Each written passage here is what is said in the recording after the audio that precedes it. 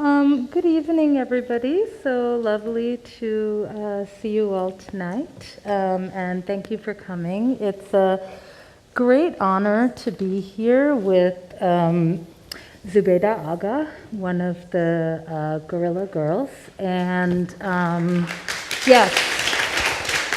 Thank you for having me. So the topic for tonight's lecture is the future of responsibility. So as you know, the Guerilla Girls have been at it with their work and their profoundly interesting and, to me, moving way of performing institutional critique at times well before where we are now. I was thinking about you guys earlier today, and I was thinking a lot about this book. I'm wondering if anyone has seen this book before. You should have. You're not in this book. You should have been in it. But I learned about the work of the Guerilla Girls over 20 years ago, and since then, the number of interventions that you have done, both here and abroad, to draw attention to some of the problematic inequalities around representation, in particular in museum and institutional spaces. So I thought it would be perfect for us, as you know, the question of institutional responsibility has really been in the air from from not just here in an art space, but including everything from the White House to Hollywood to the UN to lots of other larger institutions that are more mainstream, and this has been an ongoing debate that sparked a lot of debate and disagreement and hard feelings. So I thought it would be really a great opportunity to address some of these questions with you, Zubeida, who is one of my long-term heroes, but also a very good friend. Mm-hmm. So, yeah. So do you want to tell us a little bit about how you kind of got started? Sure. Yeah. So the Guerilla Girls have been around since 1985. I've been a member for, I think, a little over the last 10 years. And I think like a lot of people my age, I came across them when I was in college. And I was immediately fascinated, and I was lucky that they came to speak at my college while I was there, and then I just became this sort of obsessive fangirl, and I stayed in touch. And then people always want to ask, like, how do you become a Guerilla Girl? And I wish there was some really cool story, like some feminist trial by fire, but it's so much more mundane than that. It's like joining, it's like joining a musical group. It's who has the skills we need, who gets along with everybody else, who has time to meet, who's willing to do all this work and be anonymous while they do it. So it was a slow, very organic sort of coming together, and now it's been 10 years. It's been a lot of fun.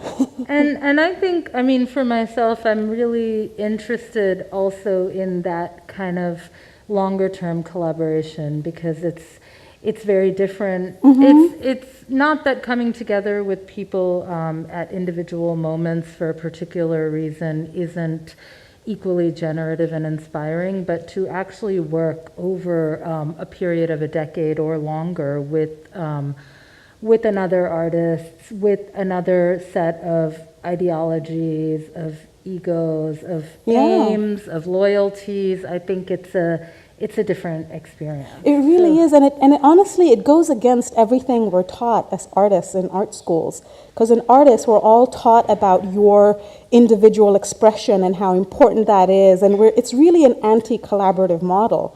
And then working as a collective, I think when people are all very angry about something in the moment, they all come together and they do something. But maintaining that and consistently putting out work as a collective is really hard, and it's definitely not for everyone, but I'm seeing more and more that I think, especially within the activist artist space, we're seeing a lot more sort of collaborative work, a lot less of the ego-driven personal genius. So I think it's changing. I think more people are coming around to our crazy way of working. I think this is really true, even in interacting with, I think that this was true of movements of resistance and underground interventions that happened leading up to the mid-'80s. I was even thinking about how the Guerrilla Girls interventions were happening concurrently to the formation and uprisings of ACT UP, So, and I think that there was a moment in time that those things happened that were related to politics and economics. And I actually think that some of those things are quite similar today in terms of what pushes artists to collaborate is also strength in numbers, but is also necessity. And I think that among younger artists that I know, a lot more people are living 9 to an apartment, sharing 5 to a studio. This is the reality. There aren't so many abandoned buildings in neighborhoods that people can squat in and take over anymore in the way that they used to be. Like a lot of these people are struggling with issues of being documented or not. So I think that the collaborative model is actually especially salient. And, other factors in our life are sort of forcing us together in this collaborative way. And I really hope that people question this whole artistic singular genius that we're taught in school. Because collaboratively, it's harder, but it's always so much better. The finished product is so much more challenging. It touches upon so many more issues. And so I really hope it sustains itself, because a lot of what happens is when people are young, they're in a collective and they do collaborative work. And then as they get older or they become more successful within their careers, they become more and more sort of alienated in their own personal little, ivory towers. And I just hope people keep the lessons of collective work with them as they continue to progress as artists. Absolutely. So I was curious for you, the focus of tonight's conversation is responsibility and the future of responsibility. And from what I understand about how the Guerrilla Girls sort of coalesced and the conception of the collective, but also to get your own work done and to achieve them by the means that were necessary, it felt like anonymity was a matter of sort of preservation and getting your voice out there and being heard in a different way. Yeah. So, and again, I wasn't there when the group started, so I'm recounting the origin story. But the anonymity at the beginning, it was very much we believed in anonymous work. We thought it was important to not make it about our personal lives. And we feel that way even now, where these days a lot of people are like, well, why don't you unmask yourself? It'll be like such a boon to your personal career. And we're like, no, we really want to keep it anonymous. That's important. But also, when the Guerrilla Girls started in 1985, for a woman to critique the art system and say that they weren't showing her work and it was because of systematic problems, she would immediately be sort of removed from the equation. So being anonymous was also protectionism. And I think we've come so far, but still I feel like when artists get too close to attacking the institutions, there is still that threat of what happens to their career. So I think it's really hard for artists who depend on the system for their livelihood to then be in a position where they can attack it and challenge it and critique it, which is why it's the anonymity. I don't know if the girls started today if we would be anonymous, because the anonymity has been good, but it's also hidden what the group is. What was very surprising to me when I joined is that everybody, unless I was wearing a sleeveless or a tank top, everybody assumed I was a white woman. And I had to continually roll up my sleeves and show them the color of my skin. Everybody assumed because the Guerrilla Girls had been around for 30 years that has always been a white group. It never has been a white group. It's always been a diverse group. And our anonymity has sort of hidden that. So the anonymity has kind of, we struggle with it still because, and sometimes we don't want to reveal who we are, but sometimes that'll make people take our critique more seriously because we're actually talking about our lived experiences. Mm-hmm. So it's worked both ways. We're still grappling with the anonymity. Yeah, no, my brain was just jumping with a few different questions, but I was going to ask you, I mean, speaking about, your rolling up your sleeves and the visibility or lack of visibility of your brown skin, there's a few questions that come to mind about that. So one is that in this day and age where we are in a patently state-sponsored moment of xenophobia and of fear of the other, of restricting our borders, separating children from families, Muslim ban, everything.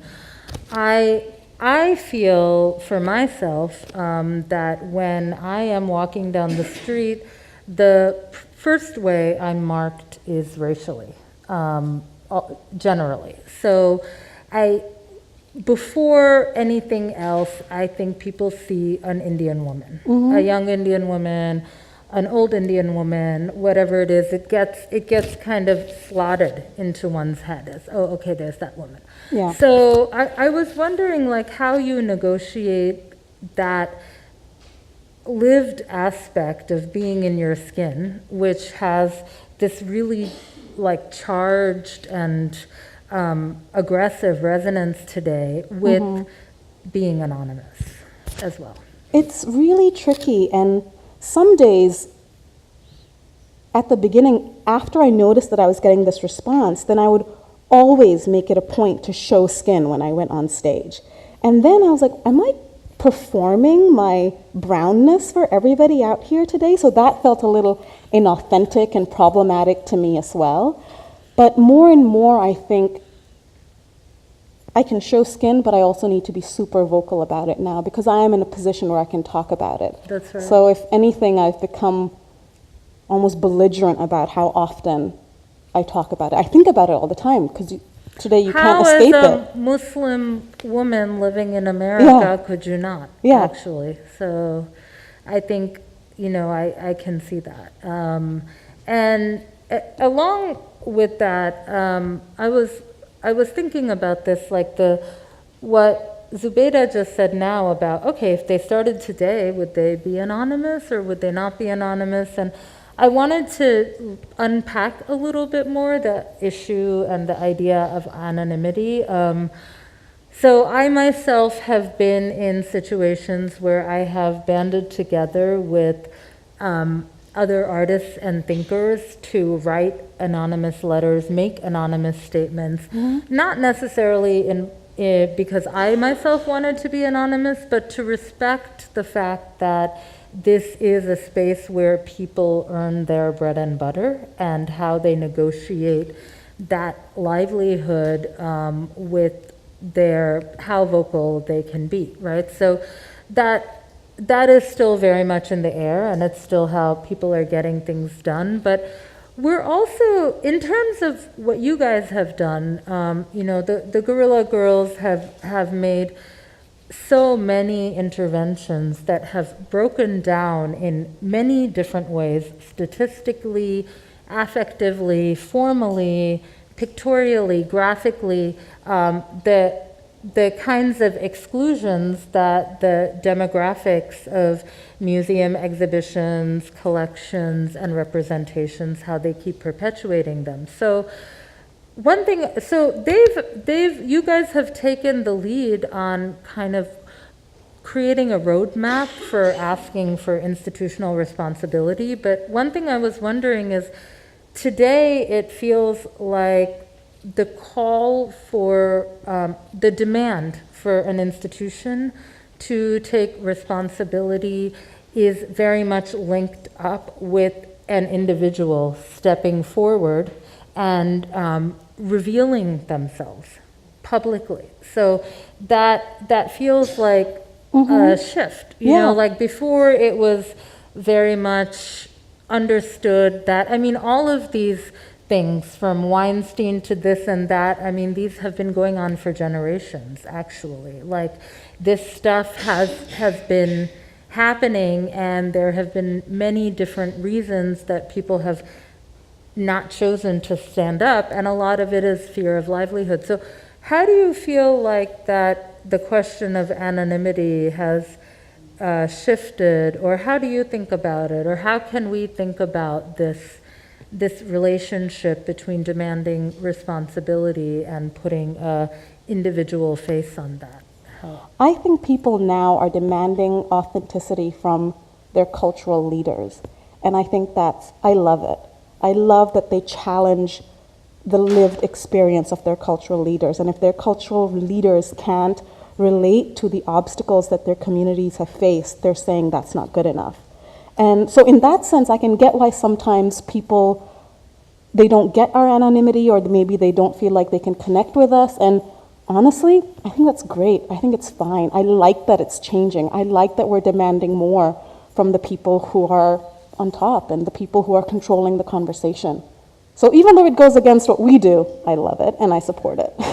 Well, another anecdote that I was thinking about, or like a truth for me about you guys, is I was actually able to identify more with the Guerrilla Girls because they were masked than I was with other coexistent counterparts of a earlier feminist movement, which as a teenager felt like older and whiter to me. So I think that's great. And this actually relates to also my love for comics. Like I was able to identify with Mouse because he was a mouse, and Scott McCloud talks about this a lot. Like the way we can use animals and masking and performativity to actually bring empathy and resistance and some kind of awareness into the conversation. Yeah, there's more space for a person to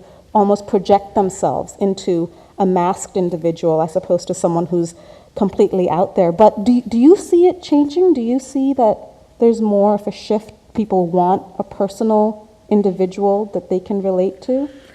You know, I think they do, and I think that it's so complicated because, and this is what we're going to talk about, so it's going to be exciting to hear what you all have to say. But for me, I find it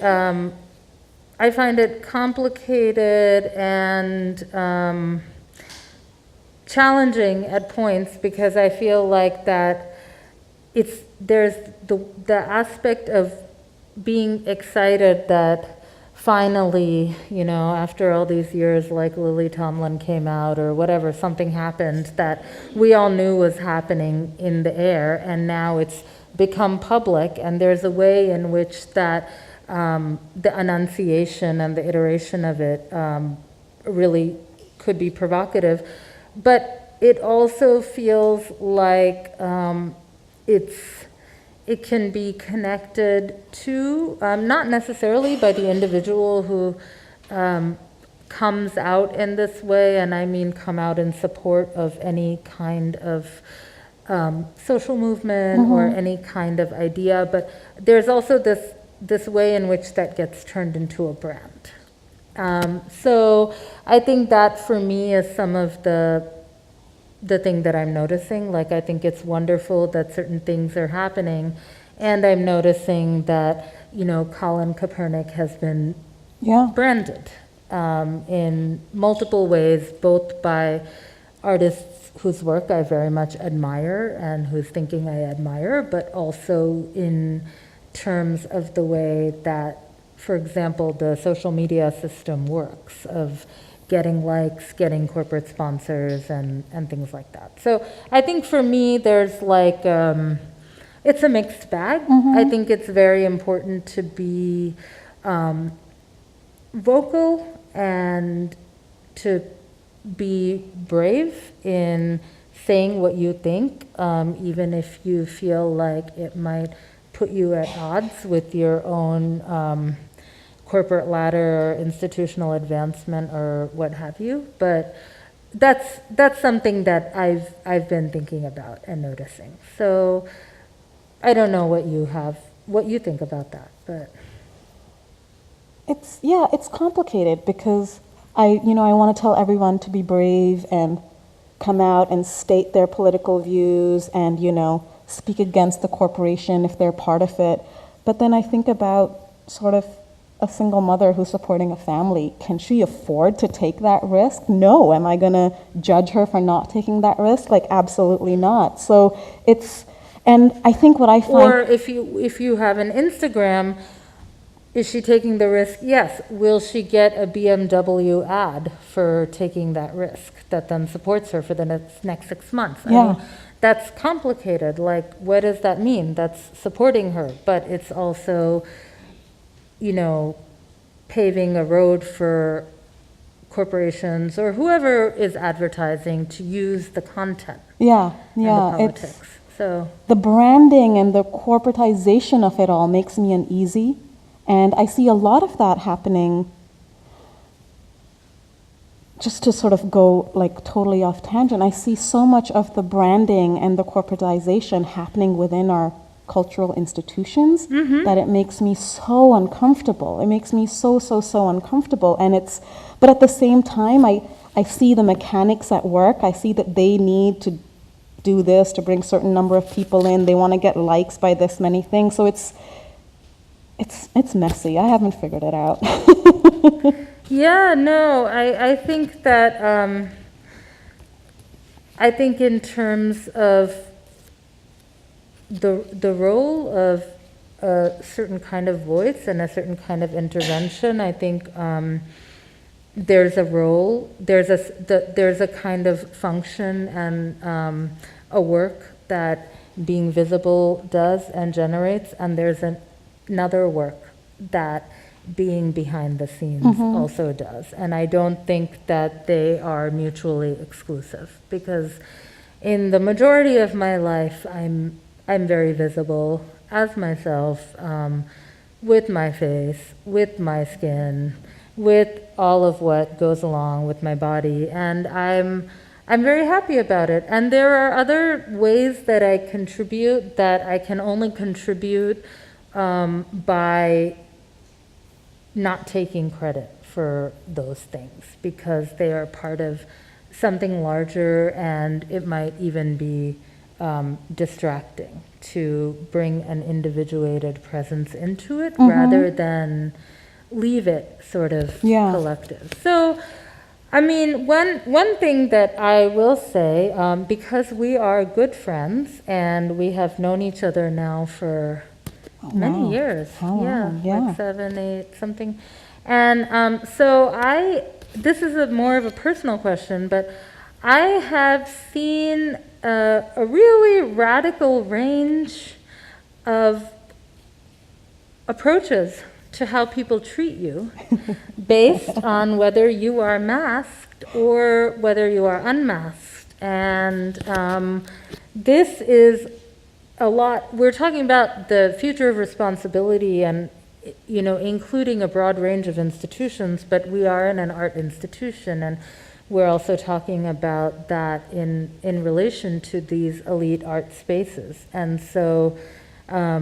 these elite art spaces, much like elite publishing spaces, much like the elite academy, are very hierarchical.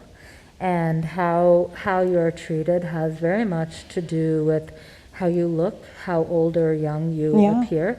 And so I'm wondering what you could say to this, and I'm curious what you think of these things, because I've noticed them and they've shocked me. And I've been there when... You've been there. Yeah. People, the way people have... there have been some instances of the way people have treated her without knowing who she is, that those same people would have never done that if they had known that she was a famous artist or a historical figure or a internationally known feminist or any of this. So it's been amazing, actually. And for me too, it's been amazing. Like, sometimes when I'm like in that situation, I'm like, oh, should I be upset? Should I be angry? But it's been so illuminating. And it's been a great exercise in humility. I think everyone should work in an anonymous collective at some point in their lives, because you really get to spot the BS. And you get to spot the people who only talk to you if they think they're going to get something out of you, or who think that, you know, you're important and you will do something for them. And this is the real kicker. Very often, it's like your contemporaries, like people who also don't have, you know, much going on, who are the worst at it. Mm-hmm. And it's actually been great. I feel like it's made me a better person. It's definitely been training in how I treat people, and so I'm super conscious of it. But it's also made me so aware of, you know, and before I say this, I love the art world. I exist in the art world. I live and breathe the art world. But so much of the art world sort of relies on social lubrication and like being at all these parties and making small talk. And it's fascinating. It's fascinating. And I hope all of you go away, and tomorrow when you go get your morning coffee, I hope you're scared. I hope you think it's me serving you coffee, and I hope you tip me real well. It really very, very could be her, like on many practical and actual levels of who she is. So, yeah, I think that was something that I was thinking a lot about. And I won't lie, sometimes it's really hard to swallow that, you know? Sometimes I'm like, friends will be like, oh, what are you doing? I'm like, oh, I can't see you, I'm out of town. And I can't tell them that I'm out of town because I'm speaking at a university in Hong Kong. And I know that they think that I'm just sitting at home watching TV and stuff, but it's kind of, to learn to live without people thinking you're like this big thing, it's great. It's so liberating.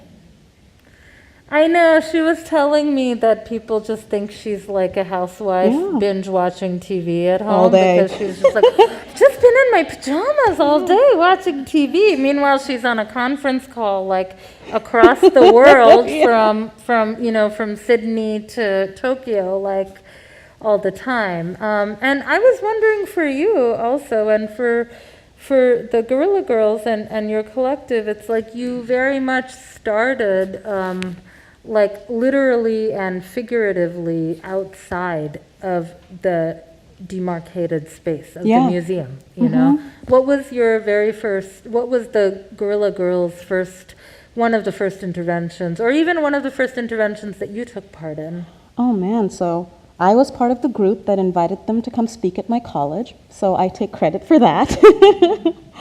And then, oh man, I can't even remember. So many of our interventions actually begin as really boring statistical surveys. And I love that stuff. So that was actually one of my first things. I think I was counting exhibition records, and that was so much fun, a lot more fun than people expect it to be. That's something that I've done from a young age myself. I think in part growing up in New York, and in part growing up in a family that was really not interested in assimilation, had also come from another big city where there wasn't really like a assimilationist thing. I remember looking through the names, actually, of every Whitney biennial to look for the name of a South Asian person, and eventually starting to find one, and then still finding one or two. So I totally relate to that actual, just the counting. Just the counting. It's so, again, to use the same word, illuminating. And I was doing an interview with somebody in Hong Kong this week, and they were like, oh, do you find that, you know, you've been doing this for 30 plus years? Do you find that you have to like dig deeper and question whether museums have like women's work in depth, and whether that makes up for the fact that maybe they don't show so many women? I'm like, no, we haven't had to. The numbers of just looking at who they exhibit and who they collect is so damning that we don't need to go deeper yet, you know? It's just really right there. Yeah, it's easy. It's on their website, you know? So, you know, the work of the collective of the group started literally outside of a museum, picketing, protesting, holding up these kind of banners and flyers, working with adjacent and maybe sympathetic institutions to have a greater voice. And I know that I haven't been following everything over the last 5 years, but I know that the last couple of years have been what to me feels like a breakthrough, or like a kind of a level of actually institutional acknowledgement in a way that has never happened. So one example of this was, which was very ironic for me, was when my partner and I were in London. We went to the Tate because we wanted to see the Mona Hatoum and the Bhupen Kakar. And we noticed the Guerilla Girls artwork, which was a billboard, like not that unadjacent to a Carl Andre artwork that was actually sitting like practically right next to it. So for those of you who don't know, or don't know Carl Andre, he had a relationship with Ana Mendieta, and there were a lot of questions around whether he caused her death or not, to the point that in a recent retrospective of his, there was a large intervention staged where people came and actually threw blood in front of that institution. So I'm bringing up this example just to think about, A, how much your own positionality and the arc of your work, of your career has changed, and also B, to ask you and think about what that's like for you guys, of now being inside the institutions that we were yelling at. Valorized within the institutions, at institutions like the Tate, which every artist would, you know, maybe not every artist, hopefully, but many artists would be extremely honored, you know, to be in that space. Yeah, so the Tate actually was one of the first institutions to buy our Portfolio Complete, which is a complete record of all of our work. So the Tate has, and when I say the Tate, I mean one curator, Frances Morris. She has supported our work sort of from the very beginning. And in fact, when they rehung their permanent collection, I think this was a couple of years ago, 2 years ago, it began with, the contemporary collection began with Andy Warhol and the Guerilla Girls. And that's really the work of one curator, Frances Morris, who's championed us for a long time. And that's, a lot of people ask us, like, oh, now you're inside these institutions that you were critiquing, like, have you sold out? Do you feel like you've been co-opted by them? And here's the truth. To bring about cultural change, you always need to attack it from all sides. You always need people like us critiquing it from the outside, but at the same time, you need people inside these institutions championing for change. And there have always been curators and allies within institutions who want to bring our work in. And more curators feel that way now, but sadly, a lot of the funding, a lot of the money is still tied up in an older system that's not interested in our work. But A, our work isn't expensive. You can buy our posters for $20. No collector wants to donate money for a Guerilla Girls show because their collection, personal collection, is not going to go up in value because we keep selling our work for $20 and we won't raise its value. So there have always been people on the inside, and we want to support them. If they want to bring our work in and make sure our work is saved next to Carl Andre's, then we will put it in. And also, it's so exciting to critique institutions on their own walls. And we do that all the time, all the time. I was wondering, at the Tate, did they have our Carl Andre poster up? Because we have one about that. That would have been nice. It wasn't that direct. It wasn't like that 1-2, but we were both like, Swati and I were like, oh, wow. I'm going to email Frances. I mean, for people who have been following your work from like the late 80s and the early 90s, it's just quite interesting and, you know, shocking and amazing to see it in these places. Yeah, so. And we also feel very strongly like we will co-opt that museum too to get our message out to as many people as possible. Because how many people visit the Tate every day, you know? There's only so much we can do yelling on the outside. If we can get our message inside, that's great. Absolutely. I think that I think that it's lovely to hear the sort of way in which you're talking about how to further your own ideas and your own critiques with respect to the institution, because I think something that I noticed, you know, as you all know, this is the soap opera of today, as the world turns, and it's our world. And every day, whether it's in the art world or in the world of mainstream politics, there's a new issue to talk about, a new scandal, a new something. And very often, a lot of these questions, I feel like they get articulated and then almost they get formed as individuals being pitted against one another, rather than like really foregrounding the institution, because the institution doesn't have a body, it doesn't have a face, it doesn't have eyes, it doesn't have a human voice. And so even if you think about the issue around the Dana Schutz painting that was up at the Whitney Biennial, the issue became about all of the individuals who were involved in that in terms of how they articulated critique, you know? So there was the who wrote this article, who wrote that article, who are you behind, who do you support, who are you against? And it was very much about the individuals and the sort of institution, and the role of the institution itself was Kind of faded away. It was allowed to disappear, whereas individuals were being held accountable.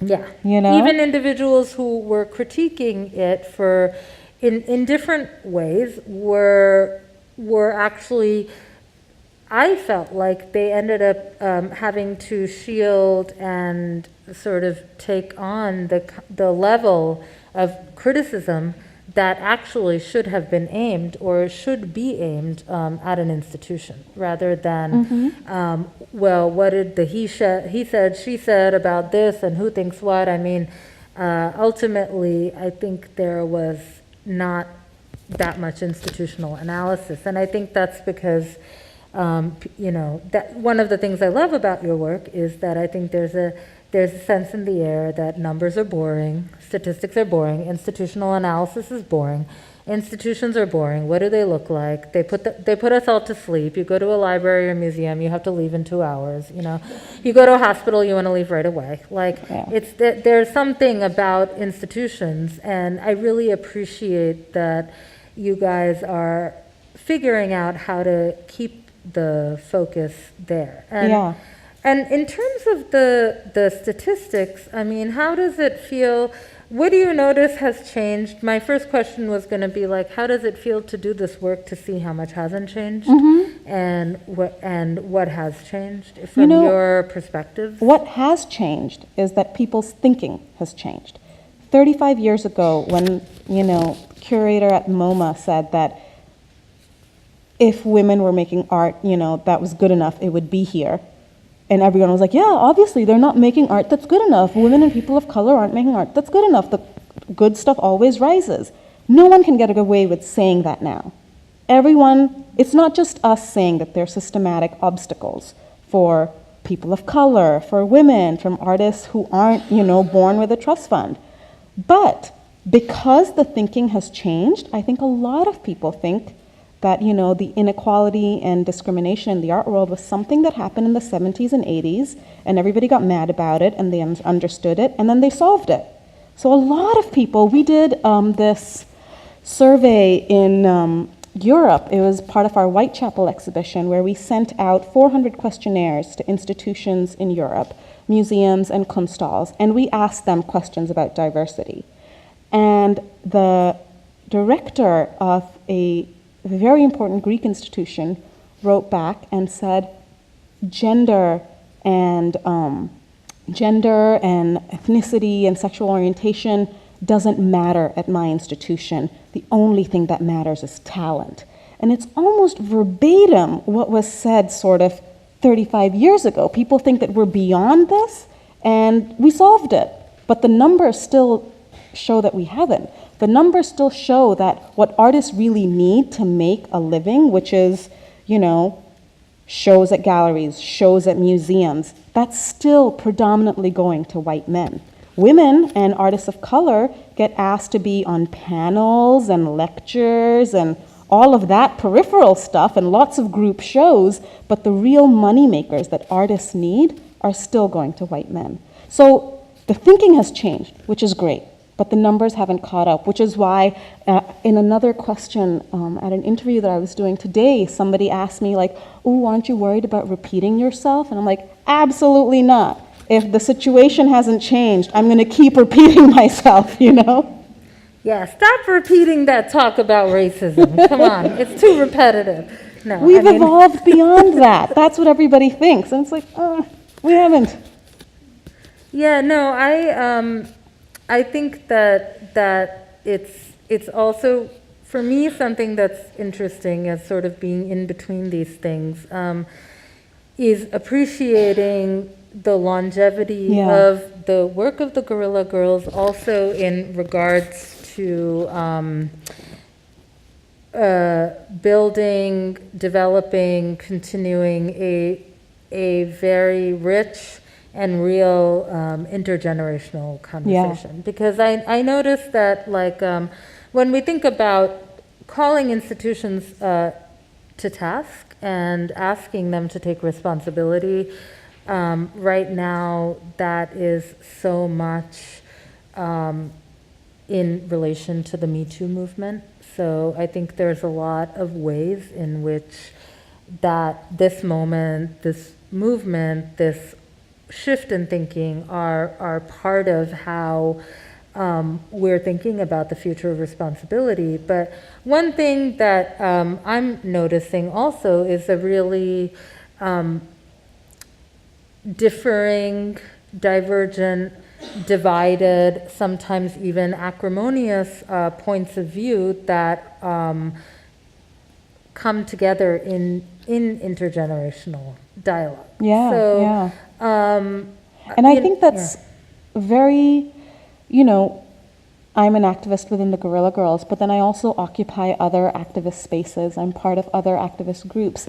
And what I found is the Guerrilla Girls is the only intergenerational activist group that I'm in. So often, activists are all people of the same age, and everybody's crying for diversity, and what they're really crying for is people of color. And what ends up happening when that's the only kind of diversity you're crying for is people of color start being used as window dressing, and they get spotted in at the front photo of every, you know, movement or every college brochure. It's like, oh, let's show the girl in the hijab. You know, that's the first thing they want to show.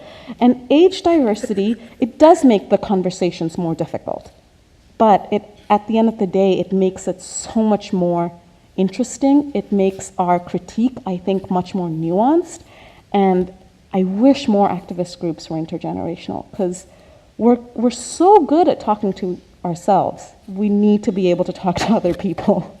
And I think there's a really, really broad range of how people think about these issues that are generationally inflected. I was in conversation with an amazing, respected senior artist who was telling me that she and people of her generation felt a little bit differently about this was from like season 2, episode 8, 5 years ago, Al Franken. The Al Franken moment of Al Franken being caught on camera touching this woman's breasts in an airplane in a cameo appearance, and the ruining of his career as a result. I think that there were more than one person from a much later generation who felt like, you know, who said to me, actually, you know, these are things that happened. when we were alive and when we were young. And this is really sad that the left has lost him, you know? So that was like a very, very different point of view from how a younger person, or even a person of my age, a middle person, would think about this. I'm a middle person. So I think that, and these conversations happen rarely for me, because they happen privately with other friends who are interested in having an intergenerational personal community, which is actually not that many people. Yeah, you know? So, but, you know, and at the same time, you have the other end of it, which is the call-out culture, which is the calling out in a particular way that's often very similar, of situations that are very different. So I think that, and the call-out culture has been in some ways very comfortable and successful for people to get their point across. But I have noticed that there's a huge generational divide in feminism, and this is happening in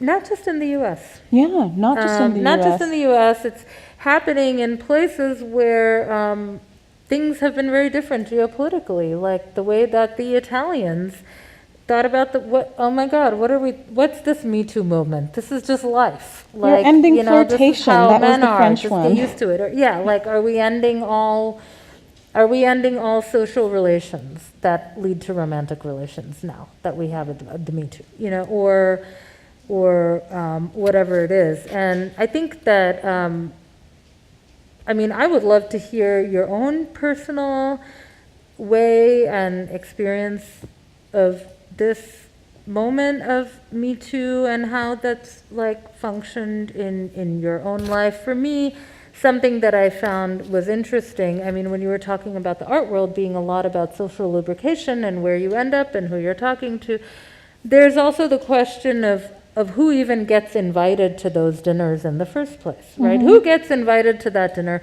Who is a person that an older person feels is a really promising younger person to have in that space, an attractive younger person?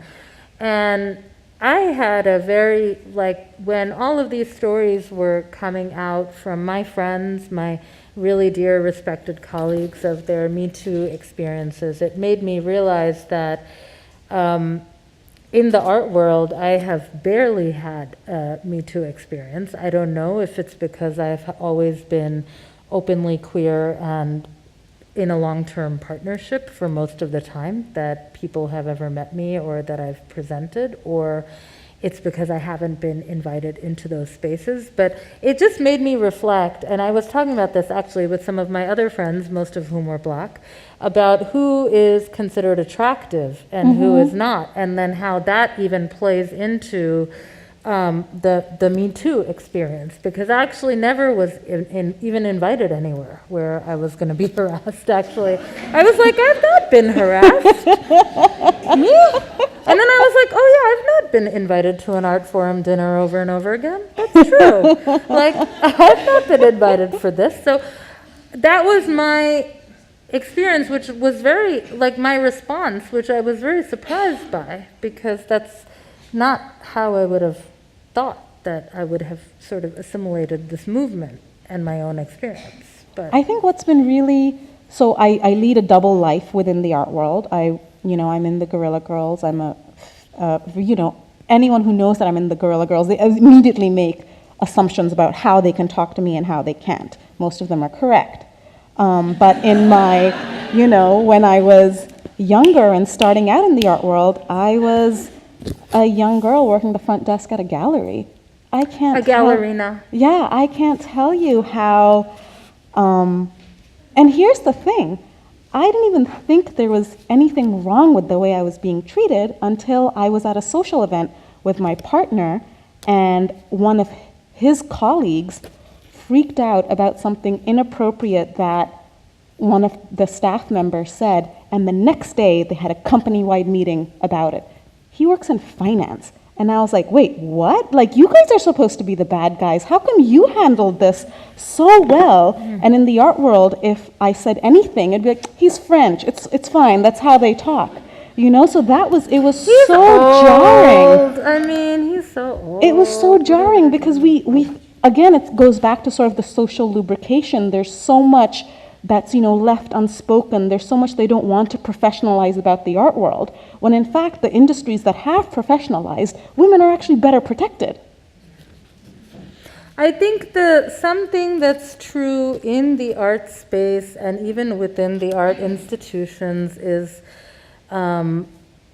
this lack of professionalization also means it's a lack of regulation.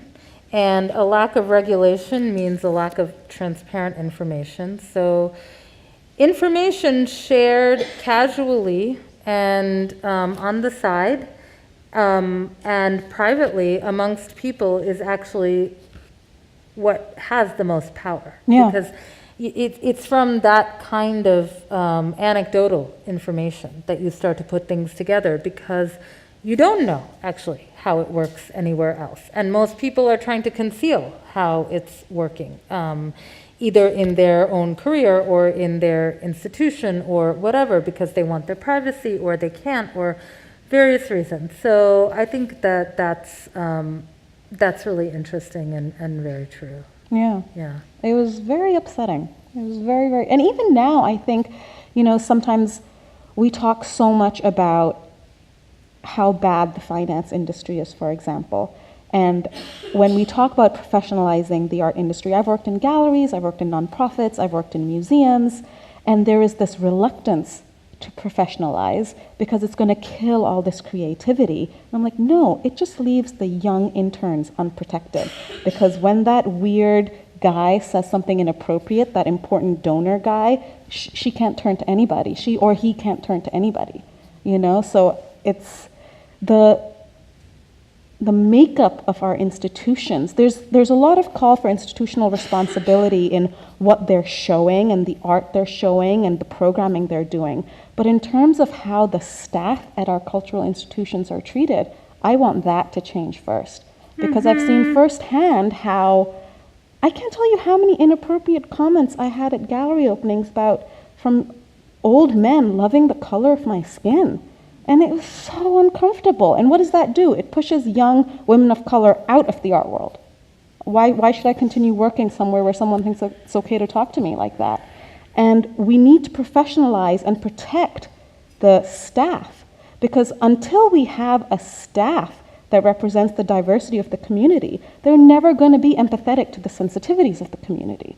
And then we won't have to put out all these long, complicated PR statements about how, we didn't get that the Dana Schutz painting would be an issue.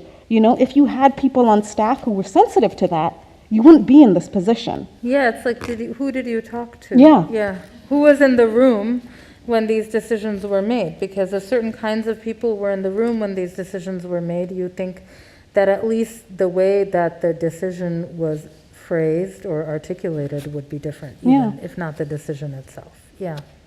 And that brings me to thinking about something else we've talked about, which is also just part of how this institutional regulation could work, is also making another inroads for how you can be in this space without having to have 3 unpaid internships first at a gallery before you, for which you have to wear $500 outfits, and then from which you get a job that does not fully pay your living wage, to then wear $800 outfits. Yeah. So I think that some of these regulatory mechanisms would really, really actually change the face of things. And sadly, so many of our good guy institutions, the nonprofits and the museums, are the guiltiest of this. They're like, these internships are such good experience.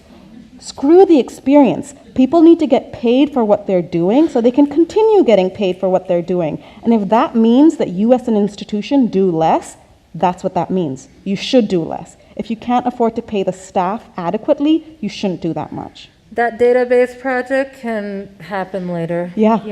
It's like that. That can happen next fall, like it doesn't need to happen right now. So, okay, on that pithy note, I think we'll stop here.